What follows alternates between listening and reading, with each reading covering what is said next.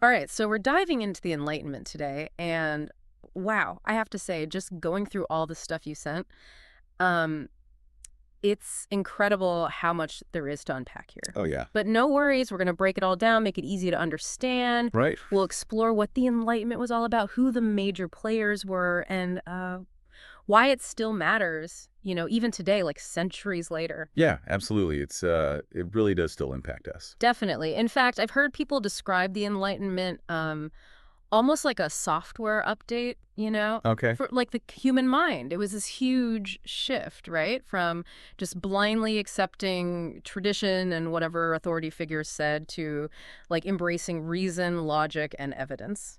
What are your thoughts on that analogy?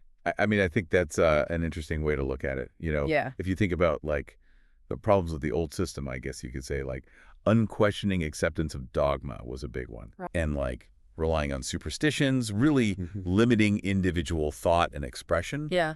The Enlightenment was like a bug fix for all that. Like a patch. Yeah. Yeah. It brought in critical thinking, Yeah. emphasized scientific inquiry, individual liberty, all those good things. Yeah, it's like they created like a whole toolkit for understanding the world, and I think one of the like master tool makers in that whole movement was Rene Descartes. Oh, for sure. Right. Descartes, I mean, he was all about the power of individual thought. Mm. And like his statement, I think, therefore I am. I mean, back then that was radical. Totally. It challenged this whole idea that, knowledge only came from outside sources, like from the Yeah. church or the monarchy. It is basically saying, hey, think for yourself. Right. I wonder how people reacted to that, at that time. Yeah. It was controversial for sure. His ideas were seen as dangerous Right.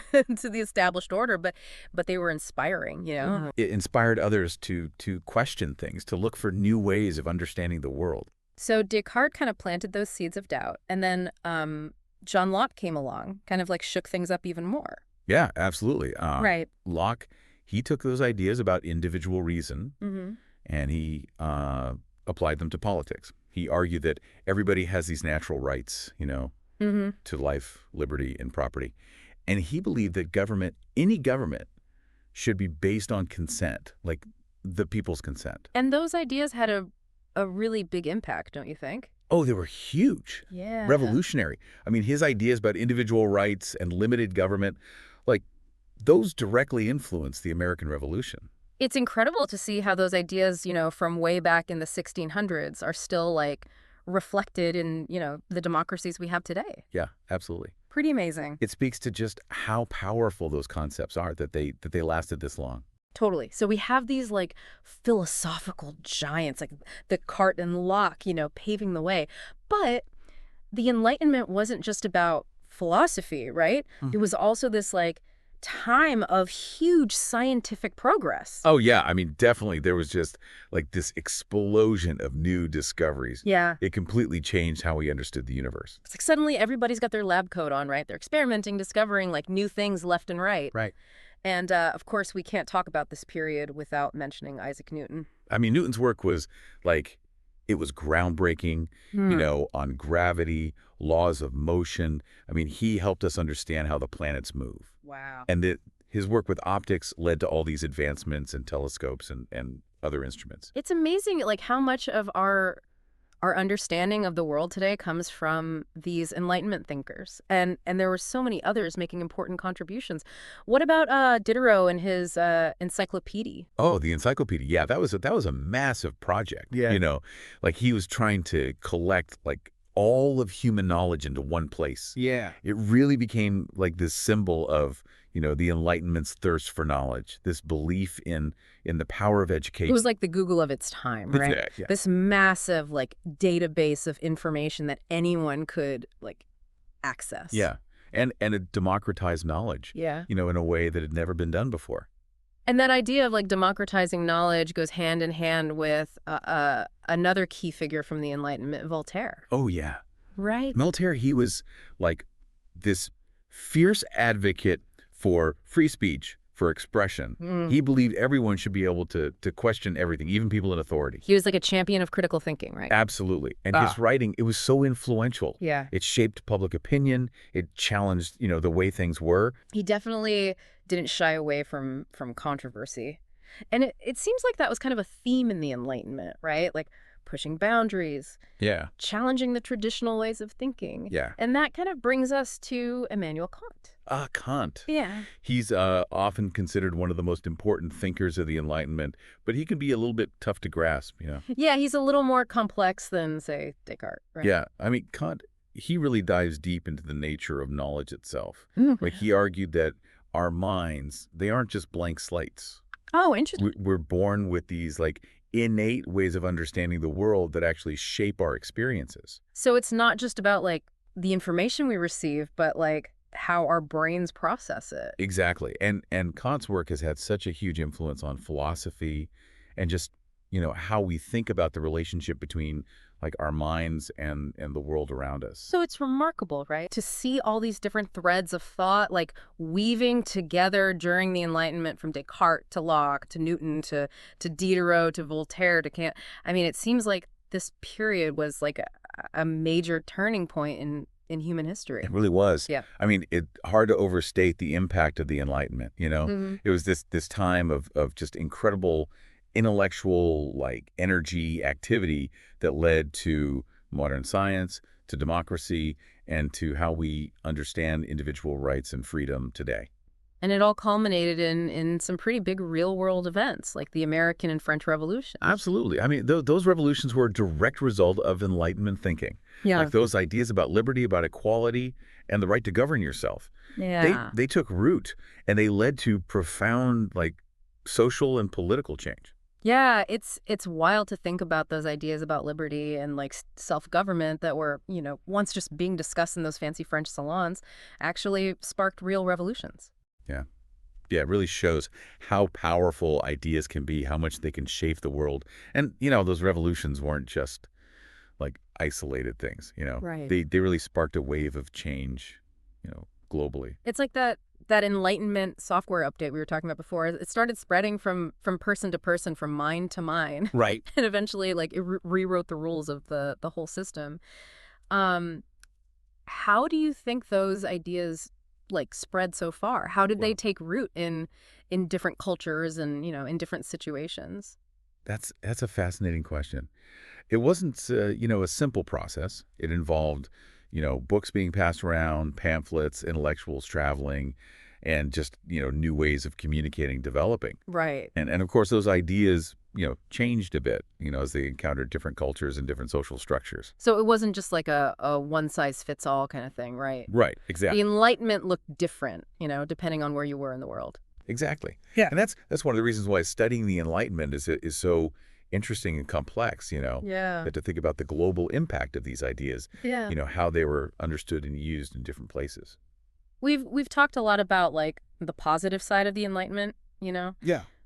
But were there any downsides like to this big shift in thinking? That's a really important point to bring up. I mean, the Enlightenment wasn't, a perfect movement, right? Right. It had its limits, its contradictions. Okay. For example, while they emphasized reason and progress, sometimes, they overlooked the importance of emotion, intuition, other ways of knowing. So it wasn't all about like cold, hard logic. Right, exactly. Okay. And while they, were all about individual liberty, they didn't always extend those same rights to everyone. Right. I mean, some Enlightenment thinkers, they had views on race and gender that we would consider like really problematic today. It's a good reminder that even the most, progressive movements can have blind spots. Oh, for sure. And it's important to, to acknowledge those blind spots so that we can learn from the past, and build a more just, more inclusive future. It sounds like the Enlightenment is more than just a period in history, It's like this ongoing conversation, this process of always questioning and refining our understanding of the world. I think that's a great way to put it. Like, the Enlightenment gave us this framework for critical thinking, for, questioning authority, for demanding evidence. And those skills are, they're more important than ever, in the world today. Yeah, especially now when we're like bombarded with information from every direction. Right. We need those tools to help us like cut through all the noise and figure out what's real, what's true. Exactly. And we have to be aware of our own biases, and assumptions as we look at information. I mean, Yeah. that's a key part of critical thinking. So how do we like apply these enlightenment principles, to our lives today? Like how can we be more enlightened, in our own thinking and actions? Well, I think it starts with, a commitment to always learning and a willingness to engage with different points of view. It's about, being open to new ideas, being willing to challenge what we already believe. So it's not just about like knowing a lot of stuff, but like being able to think critically about that information and actually use it. Exactly. And it's about understanding that, progress, it's not automatic. Right. It takes effort. It takes, a willingness to challenge the status quo. It's like the Enlightenment gave us all these tools, but it's up to us to actually use them to build a better world. Yeah. What do you think are some of the most urgent issues that we need to tackle today, using those Enlightenment tools that we've been talking about? Well, I mean, there's so many challenges, right? Climate change, social inequality, political polarization, all these huge issues. Yeah. They require us to think critically, to work together and find solutions that work for everyone. It's easy to feel overwhelmed, Yeah. by how big these problems are, but I think the Enlightenment reminds us that we can make a difference. I agree. The Enlightenment was all about that. Yeah. The power of human reason to Yeah. solve problems, to create a better future. It's a powerful legacy, to carry forward.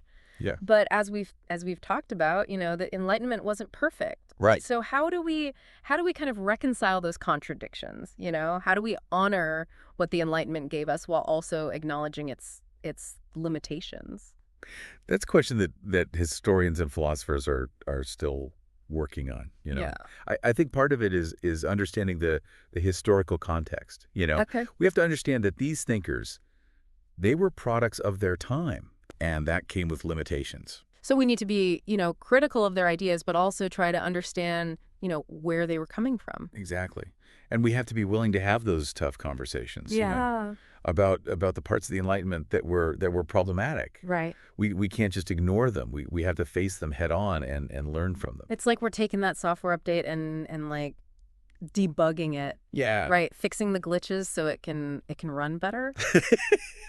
I like that analogy. And that's a process that's probably never really finished. Yeah. We'll always be finding new ways to improve, to refine our understanding of the world. It's a reminder that the Enlightenment wasn't like an ending point, It was a starting point. It gave us these values and principles to strive for, but it's up to us to keep going with that work. And to, adapt those principles to the challenges of our time. I mean, the world has changed a lot since the 18th century. We face new problems.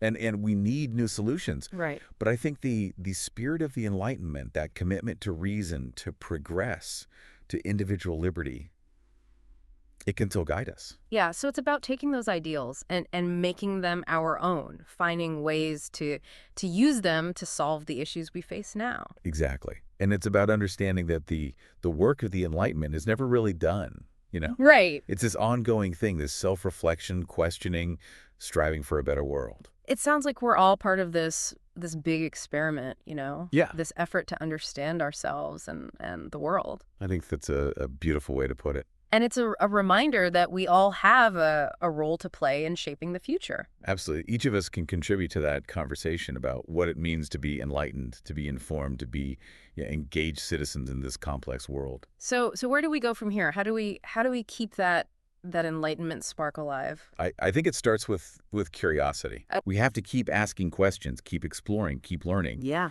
And we have to be willing to share what we know with others, to have those conversations, to work together and find solutions to the challenges we face. It sounds like you're saying the Enlightenment wasn't like, just this thing that happened way back when, but it's a way of thinking that we can still, use today. Exactly. Yeah. The Enlightenment, it gave us these like intellectual tools that we can, use to deal with all the complexities of the modern world. So it's less about like, remembering all the dates and names and more about like developing a certain way of looking at things. Yeah, exactly. It's about, those values of reason, of critical thinking, of a commitment to progress. We've talked about the Enlightenment, in this big picture way, but I'm kind of curious to bring it down to a personal level. Okay. Like, how do you think the Enlightenment has influenced you personally in your life? That's a great question. I think for me, the Enlightenment has really given me an appreciation for just how powerful ideas can be, Yeah. and how important intellectual freedom is. Mm. Made me more curious about the world, more willing to question assumptions and things like that. I can relate to that. Yeah. I think the Enlightenment has made me like more skeptical of those like easy answers and more likely to look for proof before I make up my mind about something. Yeah. And it's also like made me more aware of individual rights and the need to fight for justice and equality. Those are all values that are very much rooted in the Enlightenment. So it's like the Enlightenment isn't just something we study in books or in school, but it's something we kind of live out, right? Yeah, I think that's a great way to put it. Like we've inherited this intellectual legacy, and it's up to us to carry it forward. And maybe even add to it, right? Yeah. Like we can build on what those Enlightenment thinkers started and keep exploring new ideas, keep pushing the boundaries of what we know. Absolutely. I mean, the Enlightenment wasn't like this finished product, right? Yeah. It was a starting point. Yeah. It gave us a direction, but we have to figure out the path. So what's next? Yeah. What are some of those big questions that we should be asking ourselves as we navigate the 21st century with our Enlightenment toolkit, so to speak? Well, I think one of the biggest ones is how do we balance individual liberty with the good of everyone? Mm-hmm. That was something those Enlightenment thinkers really struggled with. Right. And it's still relevant today as we deal with things like climate change and social inequality and all the advancements in technology. It's like figuring out how to make our own individual wants and needs work with the needs of the whole community and the planet, right? Yeah, exactly. And it requires us to to think critically, to really understand where other people are coming from, and to be willing to compromise. Another big question is how do we use technology, all this technology we have, for good? Like the Enlightenment was all about progress, but we have to be sure that progress helps everyone, and that it doesn't lead to unintended consequences. Yeah, that's a really important point. I mean, we have amazing tools and technology, but we have to be wise, be ethical in how we use them. So it's not just about like what we can do, but what we should do. Right. We have to think carefully, be responsible in how we use our knowledge and our power. I totally agree. We've covered a lot in this deep dive, Yeah. We've explored the history of the Enlightenment, the key figures, the ideas that shaped it, and we've also talked about how it's still relevant today and how we can apply those principles to our lives. What are some of your key takeaways from our conversation? For me, one of the biggest takeaways is just the lasting power of ideas. The Enlightenment shows us how much ideas can change the world. Yeah. They can start revolutions, they can bring down empires, and really shape human history. It's a reminder that we all have the potential to make a difference, Even small acts of courage, of kindness, of creativity, they can spread and create positive change. And it all starts with that curiosity, Yeah. that willingness to question, to learn, to grow. So keep that Enlightenment spark alive, Never stop questioning, never stop exploring, and never stop believing in the power of ideas to make the world a better place. Well said. I like that. This has been a really great conversation, really enlightening. Thank you for joining me on this journey. The pleasure was all mine. And to you, dear listener, thanks for diving deep with us. We hope this has, sparked your curiosity and inspired you to keep learning and growing. Until next time, happy deep diving.